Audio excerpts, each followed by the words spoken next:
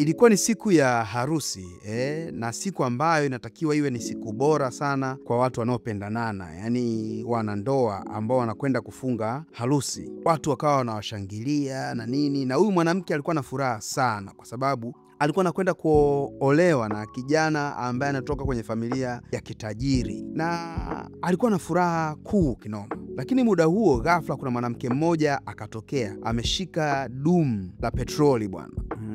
Akavua koti pale na nini, akawazuia wasiende kule mbele kwa mchungaji kwa ajili ya kufungishwa ndoa. Akaanza kufungua lile dumu lake bwana, na kuanza kujimwagia ile petroli aliyokuwa nayo pale. Nyingine akaimwaga chini, na huyu mwanamke akatoa kiberiti na kusema kwamba unaona hichi kiberiti nikigusisha tu hapa, sisi wote tuliomo humu ndani tunakufa na kukaukia hapa hapa. Bwana harusi kwa haraka akaja akamzuia bibi harusi asije akaunguzwa na huyu mwanamke. Huyu mwanamke aliyechanganyikiwa tena. Lakini hapo tunamwona kuna mwanamke mmoja akiwa amesimama kwa mbali, ambaye alikuwa anaona kila kitu kinachoendelea pale. Na huyu mwanamke alikuwa anafurahia kile ambacho kinafanywa pale na yule mwanamke mwingine. Na ndio tunagundua kwamba huyu ndiye aliyekuwa mastermind wa kila kitu kinachoendelea hapa. Alikuwa hataki hii harusi ifungwe kwa maslahi yake binafsi. Sasa huyu mwanamke akawa amegundua kwamba yule msichana anayeolewa ni dada yake, ambao wamepotezana miaka zaidi ya 10 iliyopita. Lakini kumbe mpango wake wote wa kufanya hivyo ilikuwa ni kwa sababu huyu mwanamke alikuwa anataka kuolewa na baba yake na bwana harusi. Patamu hapo So maana yake yeye angekuwa ni mama mkwe wa kambo wa ndugu yake wa damu kabisa. Miaka 10 iliyopita, Haiwan pamoja na Haiji walikuwa ni dada wawili ambao walikuwa naishi pamoja na wazazi wao. Walikuwa na furaha sana kwenye familia yao, na walikuwa na baba yao ambaye alikuwa na moyo mzuri sana. Ilikuwa ikifika Christmas wote anawapa zawadi na necklaces ambazo zimeandikwa majina yao. Lakini upande wa pili mama yao alikuwa ni selfish sana. Alikuwa na roho mbaya na alikuwa yuko very negative. Unajua wale wa mama ambao wana roho mbaya kweli, yani ndo huyo hapa. Hadi kwa mumewe. Na kwa pointi hiyo watoto hawa walimpenda zaidi baba yao kuliko hata mama yao, kwa sababu mama alikuwa ni mbinafsi na hawapendi kivile watoto wake na hana habari na mumewe. Sasa baada ya muda mfupi tu wazazi wakaamua kupeana taraka na waachane. Na muda huo tunajua yule mtoto mdogo Haiji akaamua kuishi na baba yake, lakini Haiwan akaamua kuishi na nani? Na mama yake.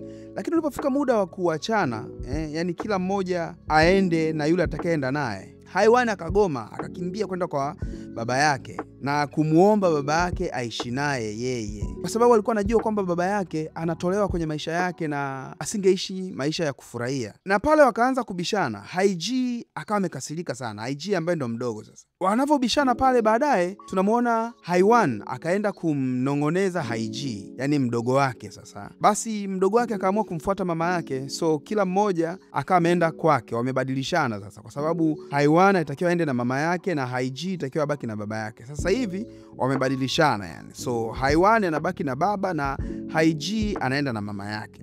Na kuanzia pale hawajaonana tena mpaka miaka 10 baadaye. Na tunamuona Haiji amekuwa ni binti mrembo sana. Yani ni mzuri vibaya mno. Na ameamua kubadilisha jina lake na anaitwa siku hizi Doan. Kwa muonekano mzuri aliokuwa nao, Doan alifanikiwa kumseduce Jicho ambaye alikuwa ni chairman wa kampuni kubwa sana pale Elkik Gonglamat.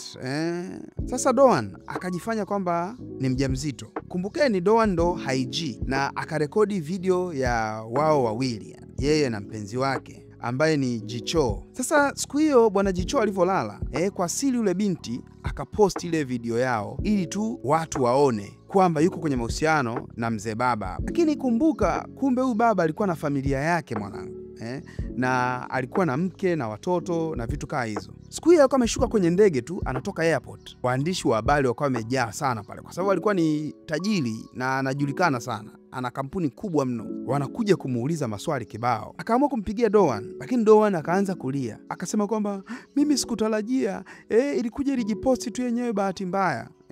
Imagine alivyokuwa anaweza kumanipulate. Sasa bwana Jicho hakutaka kumzingua sana kwa sababu alimpenda sana Doan. Na alichokiamua baadaye, baada ya ile pressure na kila mtu kwamba anajua nini kinachoendelea, akaamua kumdivorce mkewe wa ndoa ambaye wameishi naye miaka mingi sana. Lakini mkewe aligoma, akasema mimi huwezi ukaniacha sasa hivi. Mwezi ujao mtoto wetu Jicheng anakwenda kufunga ndoa na mwanamke anayempenda. Hilo jambo likawa gumu sana. Lakini sasa kumbe bwana, mkwewe na yule mama hakuwa mwingine bali ni dada yake na Dawn, ambayo wamepotezana kwa muda mrefu sana. Haiwan alikuwa na mahusiano mazuri sana na mama yake mkwe, ambaye Haiwan ndo mdogo wake na Dawn, kumbukeni hilo. Lakini Jichan naye alivyosikia habari za baba yake kumwacha mama yake ili amuoe yule binti ambaye amefumaniwa naye, akaamua kuwa upande wa mama yake. Baadaye tunamwona Dawn akatengeneza mpango mpya tena. Akawa amepretend kwamba yeye ni mjamzito, na kwa sababu alikuwa ametangaza kwa Jicho kwamba yeye ni mjamzito, baadaye akatangaza kwamba amepata miscarriage na mimba imetoka. Akawa analia sana na kumwambia mumewe kwamba atengeneze nini, charity fund ambazo zitasaidia yeye kama mama na mtoto wake ambaye hakuzaliwa. Alikuwa mjanja, yani kuangalia kwamba anakuwa benefited vipi na utajiri wa mzee mzima pale. Sasa Jicho alikuwa anaongea na simu bwana, na muda huo akammention, yani akamtaja binti yake anayekwenda kuolewa na mwanae wa kiume. Akatuma hadi picha kwa Dawn za mkwewe na kusema kwamba sisi wote baadaye tutakuwa familia moja. Dawn alivyoanza kuziangalia zile picha hakugundua kwamba yule ni dada yake, na hakujua kabisa kwamba huyu ndiye anayekuja kuharibu mipango yake yote ambayo ameitengeneza kwa muda mrefu. Sasa baadaye tunamuona Dawn akawa ameenda na vyeti vya miscarriage kwa mama yake mkwe, ambaye sasa ni bibi yake na yule kijana ambaye atamuoa dada yake. Kumbuka hapo tusichanganya au vipi? Lakini huyu mama alikuwa hampendi sana huyu binti, yani Dawn alikuwa hampendi kwa sababu alikuwa anamchukua kama mjukuu wake, na huyu binti angeweza kuolewa hata na mjukuu wake, lakini sasa hivi anataka kuolewa na mtoto wake. So bi mkubwa alikuwa hataki kabisa kusikia hilo jambo. Akachana lile karatasi mbele yake, akasema kwamba wewe kubeba tu mtoto huwezi. Hata ukipata mimba tena sasa hivi usije ukategemea kwamba utapata utajiri kwenye familia yetu. Kusema kweli, Dawn aliumizwa sana, na lengo lake kubwa lilikuwa ni kutengeneza pesa tu kutoka kwenye hii familia. Alikuwa hana jambo jingine. Upande wa pili tunamuona Jichang ameenda kwa mpenzi wake Haiwan, akampelekea zile necklace 2 ambazo zinafanana kabisa na zile ambazo baba yake alimpa kipindi kile, yani yeye na dada yake. Na jamaa akamwambia, mke wangu mtarajiwa, ninakupromise nitamtafuta dada yako kwa namna yoyote ili wewe na dada yako mrudiane na mjuane, mpendane tena kama ambavyo mlikuwa mkipendana zamani. Maneno yale yalimuingia sana sana binti yetu. Akafurahi kwamba huyu ndiye mwanaume ninayemtaka kwenye maisha yangu.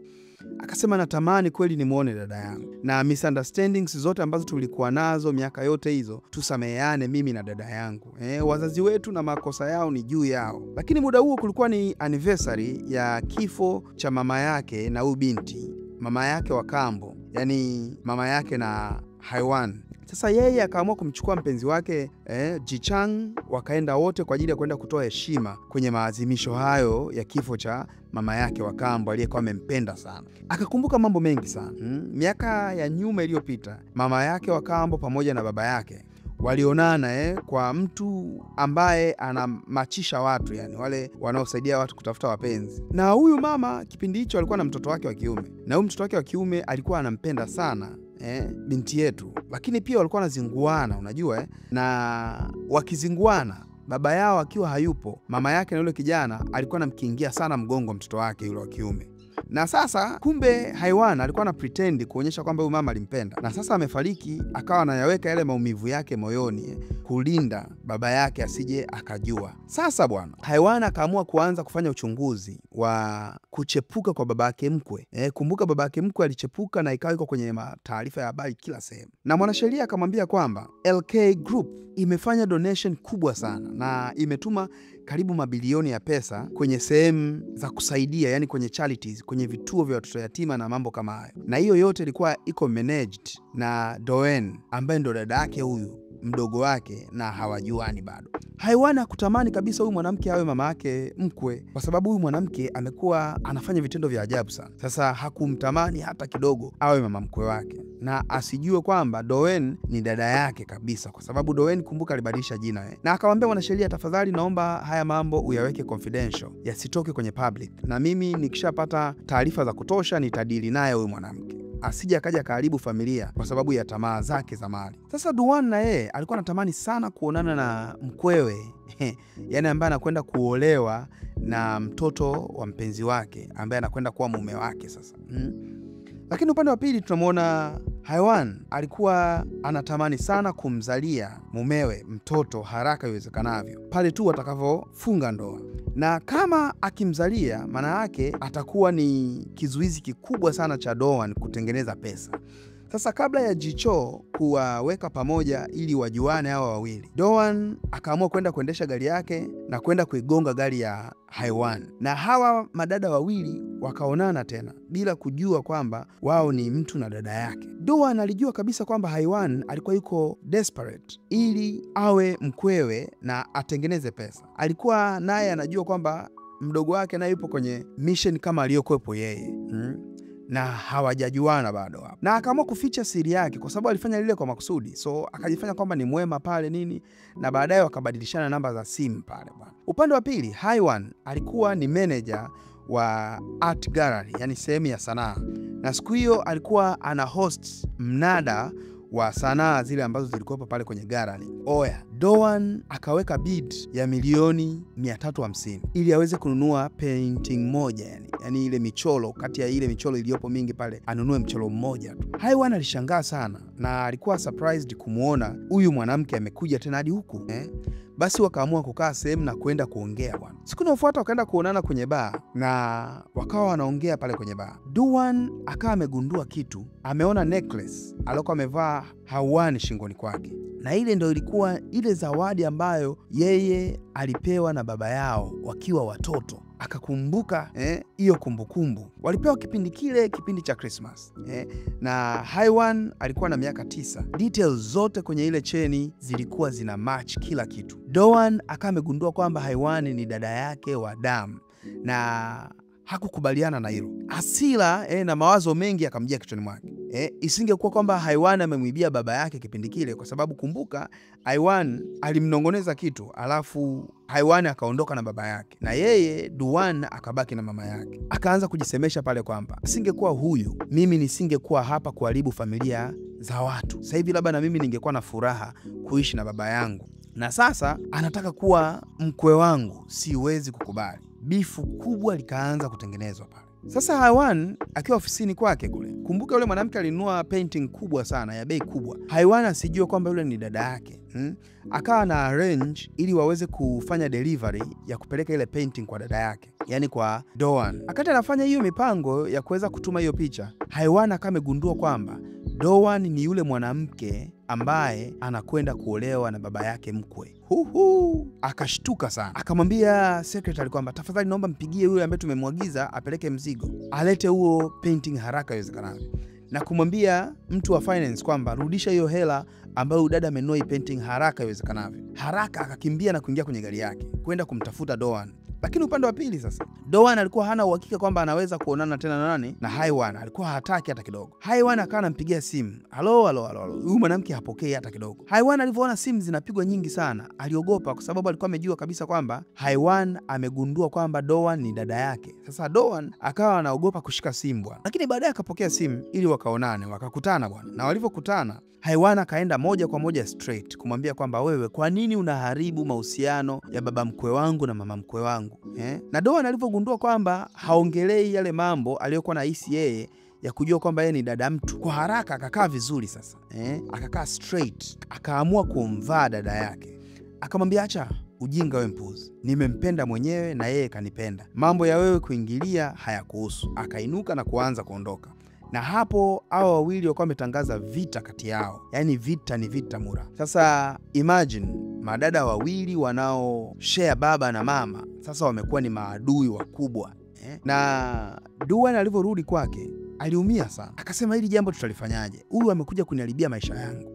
Anakwenda kuolewa sasa na mtoto wa mtu ninayekwenda kuchuma pesa kwake. Lakini akawa ameamua kwamba sito haribu identity yangu, sitofanya mtu yoyote anifahamu. Lakini hapa tunaoneshwa penzi lao lilianzia wapi. Miaka 3 iliyopita, Doan alikuwa anafanya kazi hotelini na bwana Ji-chol, yani baba mkwe, alikuwa analala kwenye ile hoteli. By chance huyu binti akamegundua kwamba Mshua ni fogo, yani ni tajiri wa maana. So kuanzia kipindi hiko akaamua kuanza kumseduce kwa namna yoyote. Alipanga lazima amdake huyu Mshua, hakujali umri wake, yeye alichokiangalia ni pesa tu, na baadaye akafanikiwa akamdaka Mshua. Lakini kabla hata mwaka hujaisha dada yake mkubwa anataka kuja kumharibia. Akasema hilo halitowezekana, hatoweza kuolewa kwenye hii familia huyu dogo. Na Duan alikuwa hajali chochote kuolewa na mwanaume ambaye ni mkubwa zaidi hata ya baba yake mzazi.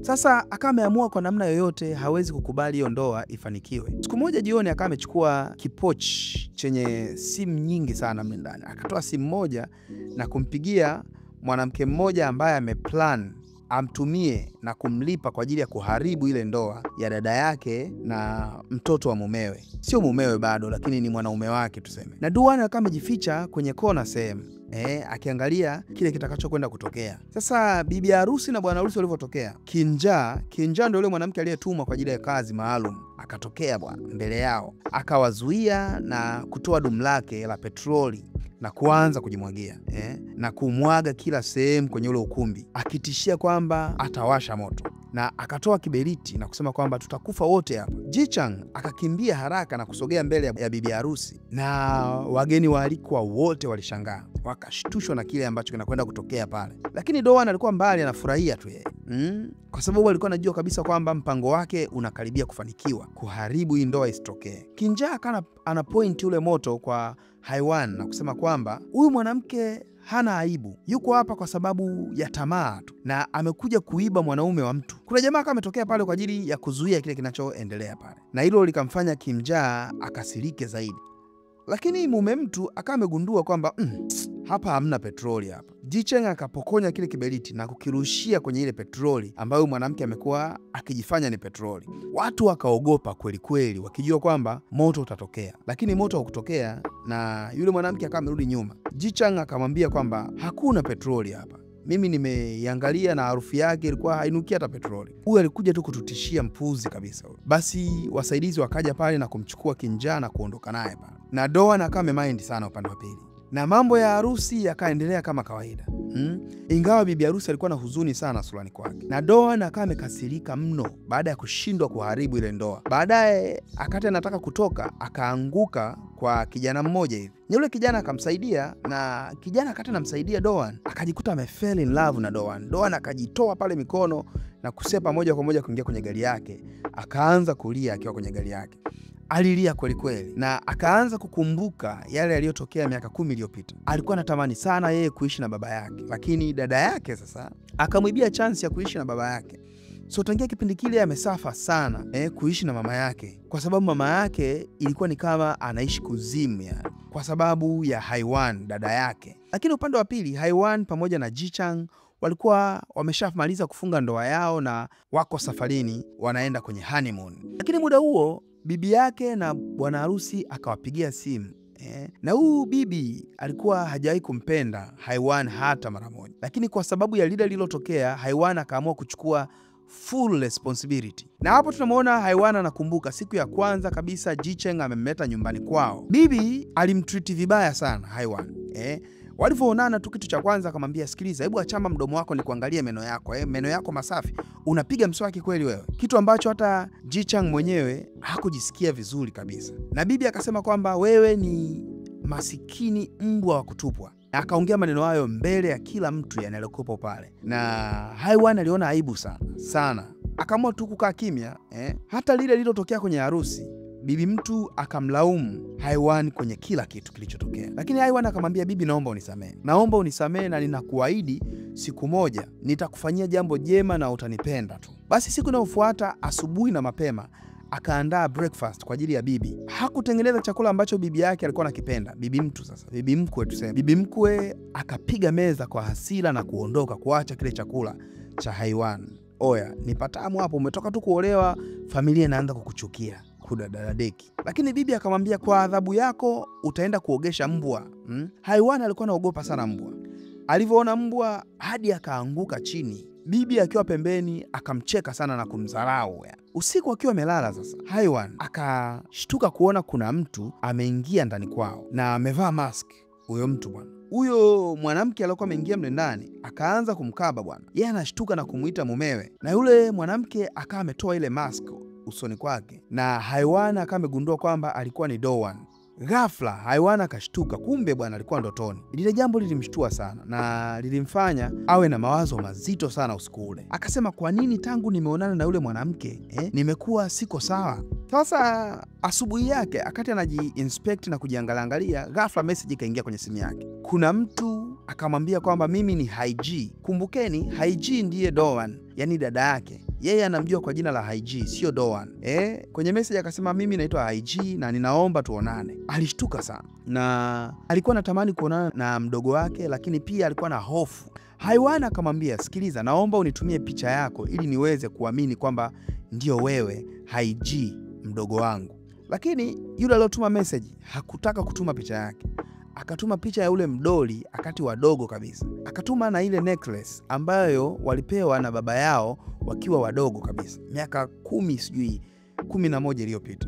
Na akasema kwamba naomba tuonane siku ya Jumatano jioni. Na eneo lile ambalo alipanga waonane ni eneo ambalo wao walikuwa wanalipenda sana wakiwa watoto wadogo. Haiwan alivuta hisia sana hadi machozi yakanamtoka, na alikuwa convinced sana kwamba hizo text zimetoka kwa dada yake. Lakini hakujua kabisa kwamba huo ni mpango muovu ulioandaliwa na Dowan, ambaye alitaka kuharibu ndoa yake akashindwa, na alikuwa na mpango wa kumtikisa kwelikweli mpaka kumharibia au kama vipi kumuua kabisa. Siku ikawa imefika na Haiwan akaamua kwenda mpaka eneo la tukio. Mume wake akaamua kwenda kama kumlinda fulani hivi, kwa sababu walikuwa hawana uhakika ni nini kinaweza kikatokea. Binti akaenda mpaka eneo la tukio, na alipofika pale hadi giza linaingia, dada yake hajatokea. Baadaye sasa anataka kukata tamaa, akatokea mtu aliyevaa mask. Oya, ndoto yake ikawa imetimia babu. Je, unataka kujua ni nini kilichoendelea baada ya hapo? Usiache kuangalia episode inayofuata. Like video hii, lakini pia subscribe kwenye channel yetu. Pia bofya alama ya kengele ili uwe wa kwanza kupewa taarifa pale tu tunavyokuwekea filamu mpya kwenye channel yetu.